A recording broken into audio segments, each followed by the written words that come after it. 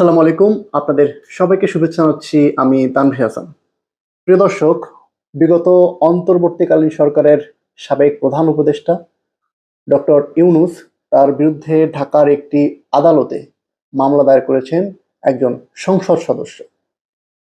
ওই সংসদ সদস্য তার মামলায় উল্লেখ করেছেন যে ইউনূস সরকার এবং তার যে উপদেষ্টা পরিষদ ছিল তাদের অবহেলার কারণে দেশে হামের রোগের বিস্তার ঘটেছে। তাদের কারণে বিদেশ থেকে হামের টিকা আমদানি করা হয়নি, যার ফলে শত শত শিশু হামে আক্রান্ত হয়েছে এবং ৬০০-রও অধিক শিশু হামে মারা গেছে। তিনি ডক্টর ইউনূসের গ্রেপ্তার দাবি করে ঢাকার আদালতে এই মামলাটি দায়ের করেছেন। সংবাদ মাধ্যম বিডি নিউজ 24 বলছে, হামে শিশু মৃত্যু, ইউনূস সহ ৫ জনের বিরুদ্ধে মামলার আবেদন। বিডি নিউজ বলছে, হামে শিশুদের অবহেলাজনিত মৃত্যুর অভিযোগে বিগত অন্তর্বর্তী সরকারের প্রধান উপদেষ্টা মোহাম্মদ ইউনূস এবং তার স্বাস্থ্য উপদেষ্টা নূরজাহান বেগম সহ ৫ জনের বিরুদ্ধে একটি মামলার আবেদন করা হয়েছে। কিশোরগঞ্জ ৫ আসনের সংসদ সদস্য মজিবুর রহমান ইকবাল সোমবার ঢাকার অতিরিক্ত চিফ ম্যাজিস্ট্রেট জসিতা ইসলামের আদালতে এই আবেদন করেন। বাদীপক্ষের আইনজীবী সালাউদ্দিন লস্কর জানান, মামলার আবেদন করা হয়েছে, তবে এখনো শুনানি হয়নি। অর্থাৎ ওই সংসদ সদস্য জনস্বার্থ বিবেচনায় এই মামলাটি দায়ের করেছেন। তিনি তার মামলায় উল্লেখ করেছেন যে ডক্টর ইউনূস এবং তার যে উপদেষ্টা পরিষদ ছিল তাদের গাফিলতির কারণে টিকা আমদানি করা হয়নি, যার ফলে শত শত শিশু মারা গেছেন।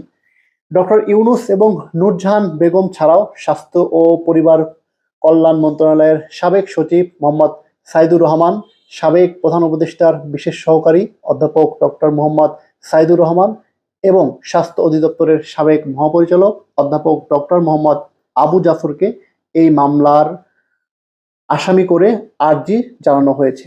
মামলার আর্জিতে বলা হয়েছে, বাংলাদেশে শিশু জন্মের পর সংক্রামক রোগ প্রতিরোধে সরকারিভাবে হাম ও রুবেলার টিকা নিয়মিত ও বাধ্যতামূলকভাবে দেওয়া হয়।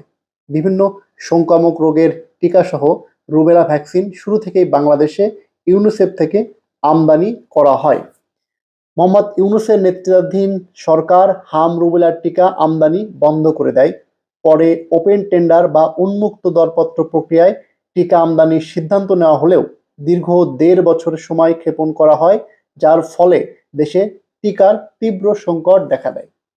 দর্শক, বিগত সরকারের আমলে অর্থাৎ আওয়ামী লীগ সরকারের আমলে দেশে প্রায় শতভাগ শিশুদেরকে টিকার আওতায় আনা হয়েছিল, কিন্তু অন্তর্বর্তীকালীন সরকার তারা ক্ষমতায় নেওয়ার পর আসার পরে এই টিকা আমদানি বন্ধ করে দেয়। আওয়ামী লীগ ইউনিসেফ থেকে সরাসরি টিকা আমদানি করত, কিন্তু অন্তর্বর্তী সরকার বলছিল যে তারা আসলে ইউনিসেফের থেকে টিকা কিনবে না, তারা উন্মুক্ত দরপত্রের মাধ্যমে টিকা কিনবে। কিন্তু শেষ পর্যন্ত তারা সেই টিকা আর আনেনি, যার ফলে শত শত শিশু হামে আক্রান্ত হয়ে মারা যাচ্ছে। আক্রান্ত হয়েছে হাজার হাজার শিশু। এই যে এত শিশু মৃত্যুবরণ করলো, এই যে এত শিশু আক্রান্ত হলো, এই পরিবারগুলো যে নিঃস্ব হলো, এটার দায়ভার আসলে কে নেবে? এটার দায়ভার ডক্টর মোহাম্মদ ইউনূসকে নিতে হবে, তার নেতৃত্বাধীন সরকারকে নিতে হবে। যে সংসদ সদস্য এই মামলার আবেদনটি করেছেন তাকে আমি ব্যক্তিগতভাবে ধন্যবাদ দিচ্ছি।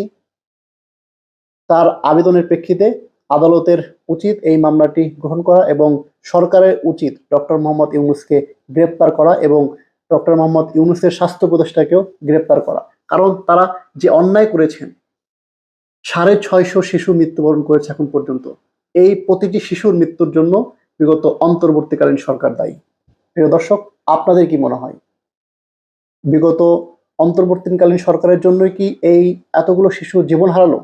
আপনাদের গুরুত্বপূর্ণ মতামত আমাদের কমেন্ট সেকশনে জানান। ধন্যবাদ।